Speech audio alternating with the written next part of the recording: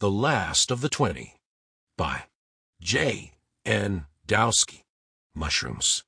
The next day, Miller 124, the robotic mule, and their new companion, the multipurpose equipment transport, were heading back west on Derby Avenue outside of New Haven, having just spent the night in the same location they did before they had entered New Haven. Built by Boston Dynamics in 2034, SMET was the 2035 model, the most advanced model before the virus struck.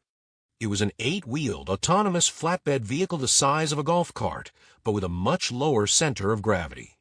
Unlike the mule, it was powered the same as MCS 124 with a Lightbridge Corp midget thorium reactor. It was not as advanced as 124, but far superior to the commercial domestic robotic mule. It had quantum computer processors, enabling it to better navigate its surroundings, understand complex orders to reach waypoints on its own, able to report enemy troop movements in encounters, and assess enemy threats, calculating alternative routes to avoid contact, yet still reaching its objective. This is a much better mule than Clunkhead. 124 informed Miller as they traveled past the Maltby Lakes. Granted, it does not possess my stimulating and charming personality, it can at least talk.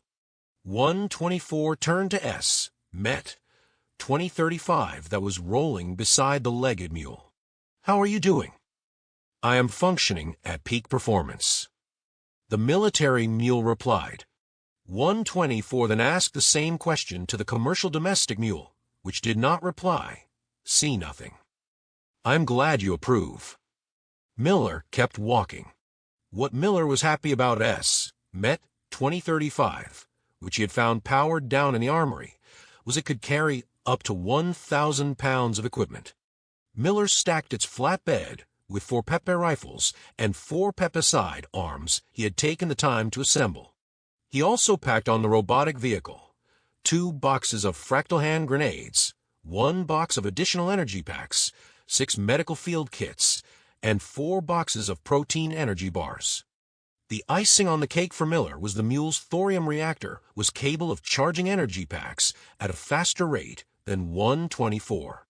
Miller, though, decided not to mention this fact to 124. Crossing the Route 15 overpass, Harry and his cronies landed on the domestic mule again.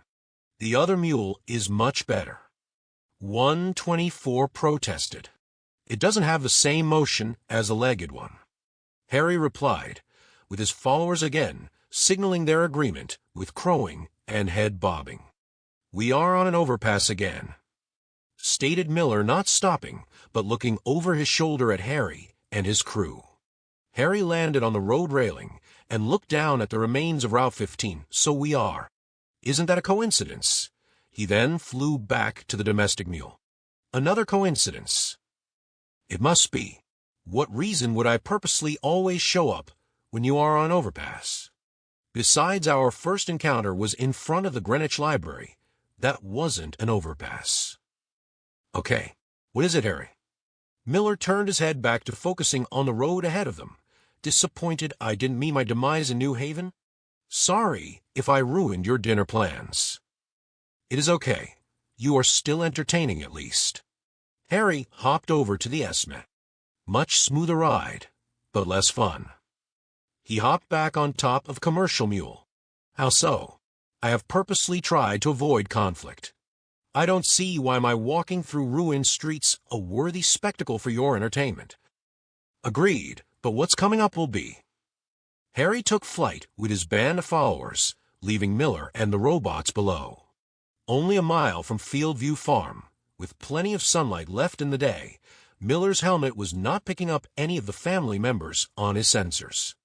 He looked at 124 you. "Livestock are fine. I am picking up only 1 family member with very low life readings, almost the same as a mutant in their dormant state."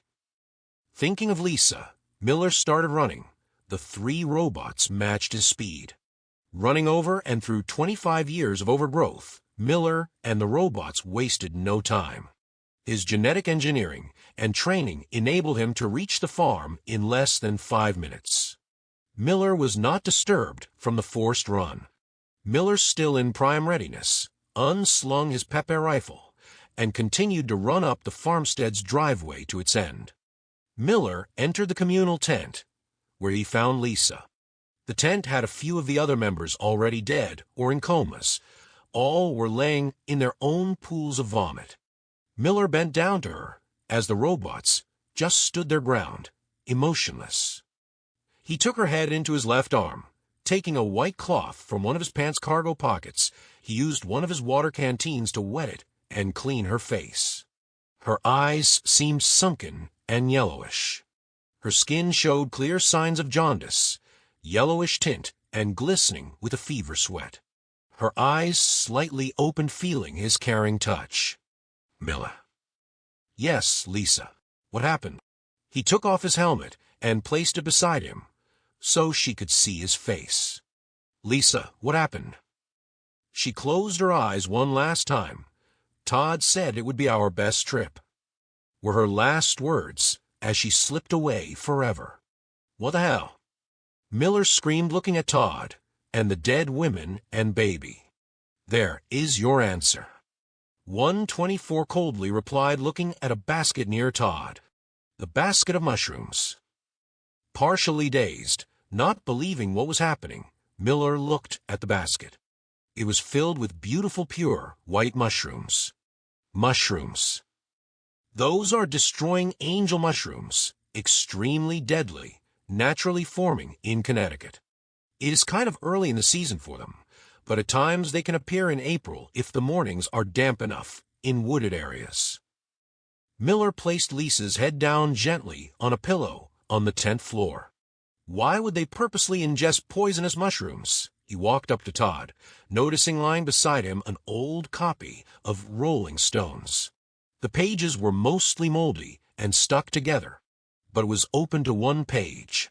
It was an ad with a faded, colorful picture of the hookah-smoking caterpillar from Alice in Wonderland sitting on a mushroom. Above his head was a cartoon speech bubble. Miller read it out loud. Eat me. Below the picture were 2 words in a larger font. Miller also read them aloud, magic mushrooms. The rest of the pages had wasted away with time. Magic mushrooms? Miller questioned, proving only a little knowledge can be very dangerous. 124 continued. Todd didn't know that he would never find psilocybin mushrooms in a temperate zone. They're only found in tropical and subtropical zones. I thought you only maintain military knowledge. Miller challenged the coldness of the machine.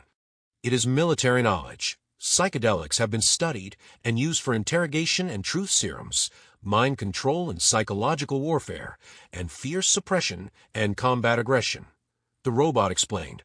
Miller shouted, so this idiot, pointing at Todd's rigor mortis corpse, sent his family out to find mushrooms so he could get high? Mushrooms that do not even grow in this climate zone. Miller closed his eyes and took a deep breath and said to himself, control one's emotions. Do not let your emotions control you. Quietly, Miller reopened his eyes, took a deep, calming breath, drew his side arm, and blew the head off Todd's corpse. Feel better?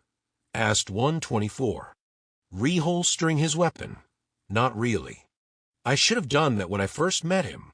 The rest of them would all still be alive, not only Lisa, but the children and baby too. It should have taken them days to die from the mushrooms.